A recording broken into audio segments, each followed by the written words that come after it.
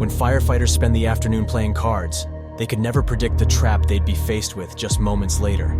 Crushed in a tiny space on the verge of drowning, rescuers were running out of time to save them all.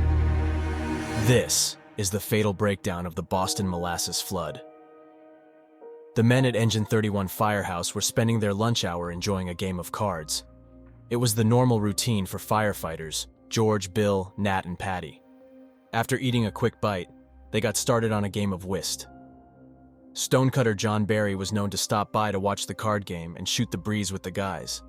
Today they were deep into the lunch break, and talk was shifting from sports to politics. They had no idea that a shocking failure just across the street would cost them everything.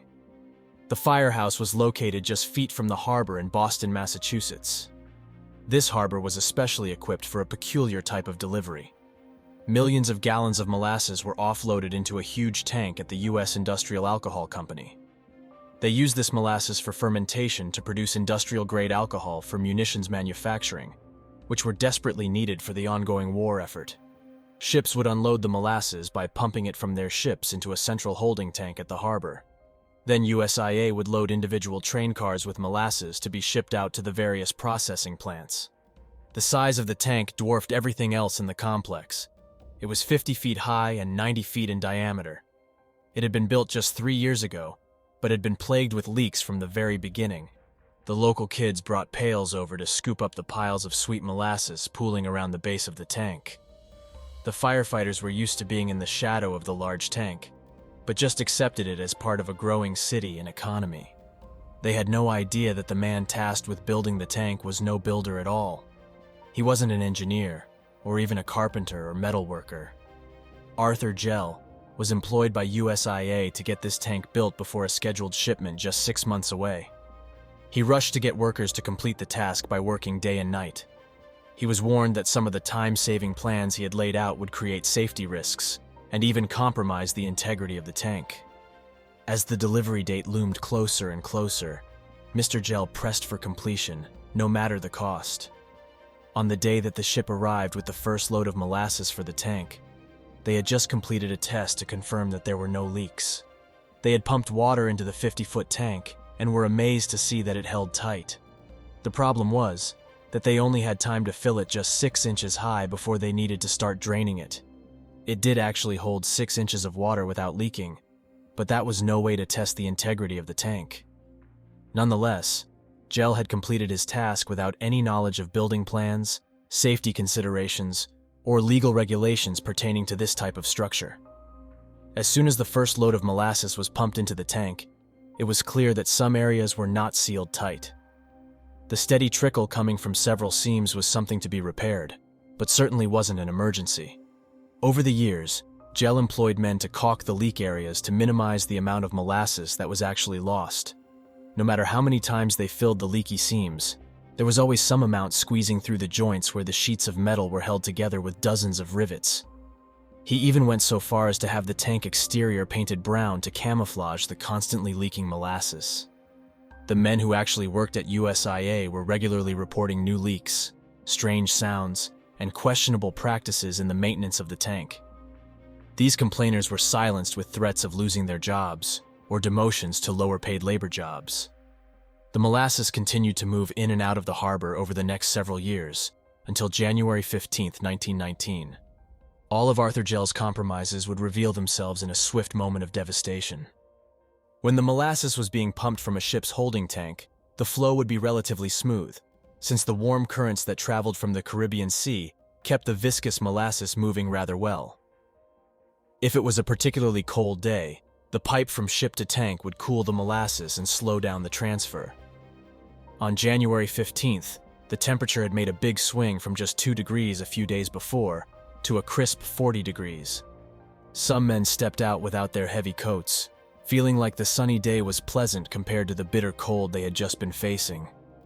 The pops and creaks coming from the tank were always a bit concerning, but they were used to the strange noises and knew that a certain amount of bubbling and potential fermentation was taking place inside. William White was in charge of loading rail cars with molasses for USIA. He had several loads scheduled for the afternoon, but for lunch today, he planned to meet his wife down at the department store. She wanted his opinion on a new dress, and they would grab lunch together afterwards. William always ate at his desk, so he gave a fleeting thought to leaving the tank unattended, but it would be fine for an hour. Right? At 12:30, Patty was looking out the window of the firehouse when a shadow caught his eye. It sounded like a roaring train blasting through buildings. He turned to see a shocking black wall rising in front of him. It was more than 25 feet high and wider than the entire building. He simply screamed, "Run!" It was incomprehensible. The crunch and boom of it hitting the building was just a few seconds of chaos, ending in an eerie stillness. The smell in the air clarified instantly what has happened. It was molasses. 2.3 million gallons of thick molasses created a powerful tidal wave of blackness that was moving at 35 miles per hour. The blast knocked the entire first floor of the building with such swift force that the top 2 floors just fell straight down onto the men. 4 of the 5 people inside that firehouse were now trapped in an 18-inch crawl space, crushed with furniture, support beams, and equipment. The first moment was spent in a fight for air. They were each silently trying to find a way to clear their nostrils and mouths of the sticky, sweet thickness that was smothering them. Each man was in an individual fight for his life. Nat and Bill were near each other. They were trapped under piles of wood, but were able to move their arms and legs somewhat. The molasses was rising, and they needed to get out of this coffin before it was too late. They were near the back wall, which sloped down toward the harbor below. Nat's legs were near an opening where the wall used to be. After several minutes of wiping their eyes and mouths, they figured out that the only way to keep from drowning in the molasses was to kick open the wall area, so it could drain away. Nat furiously kicked and pushed the timber that blocked the opening. The river of molasses started to flow through the path of least resistance, and the level stopped rising around their faces. Just feet away, John and George were not so lucky.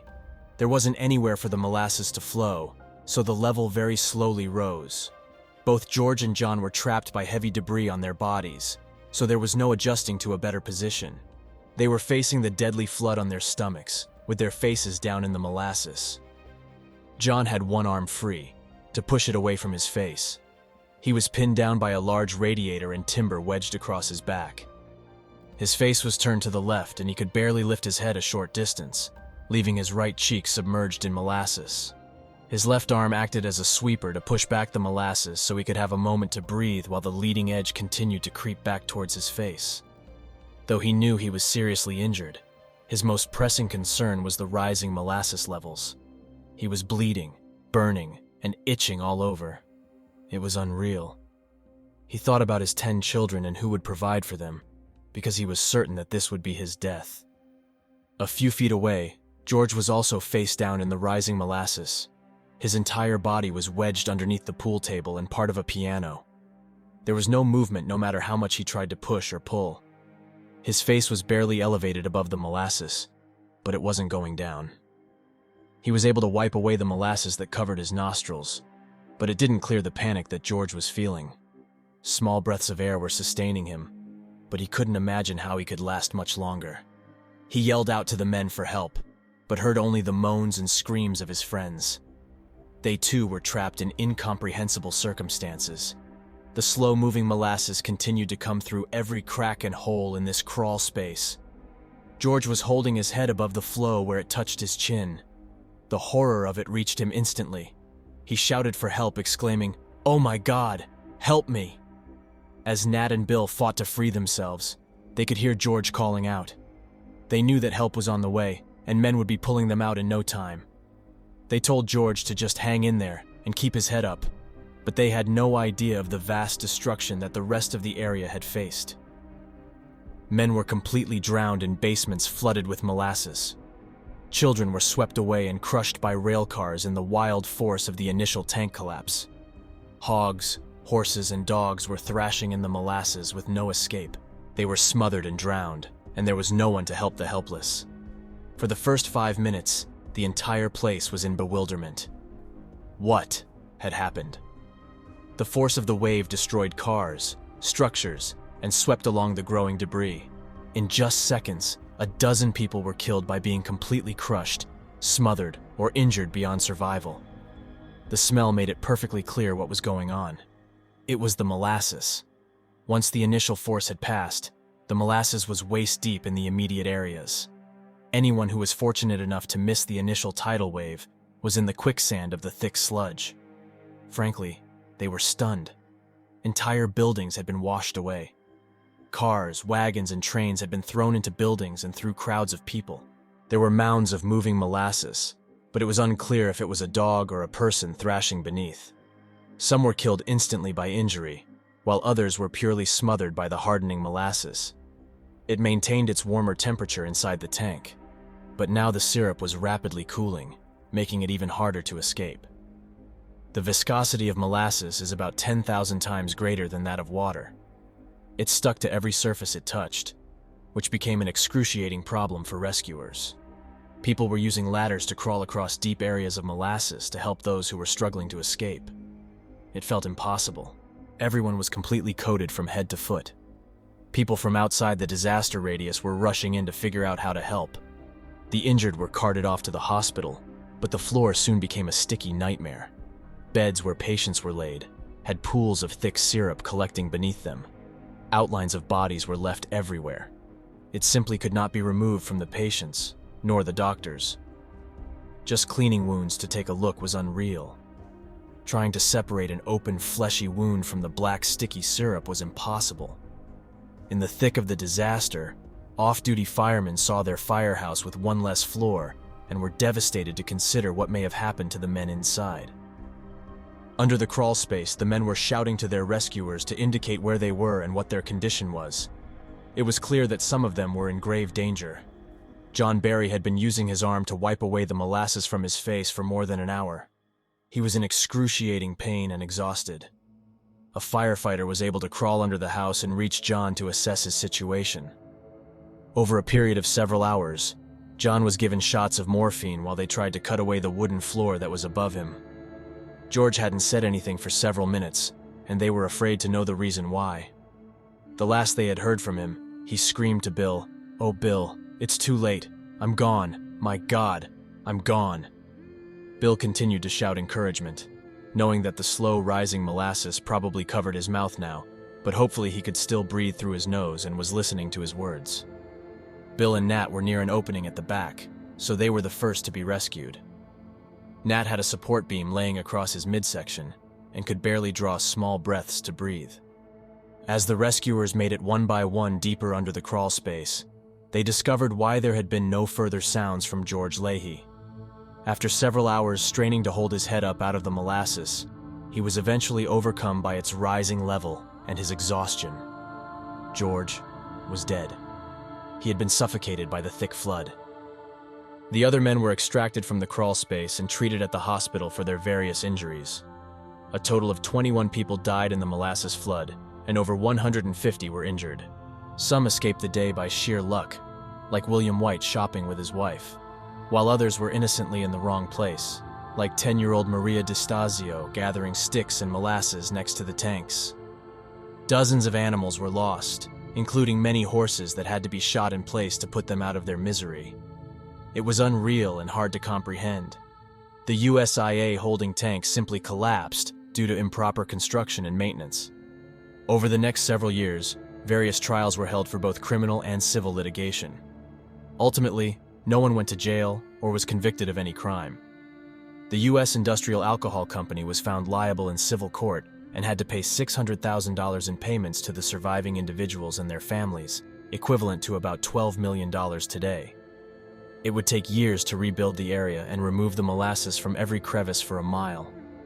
The smell lingered for years because it was tracked to every train seat, phone handle, and doorstep for a mile. For families who lived through the horror, the pain and suffering continued on for years.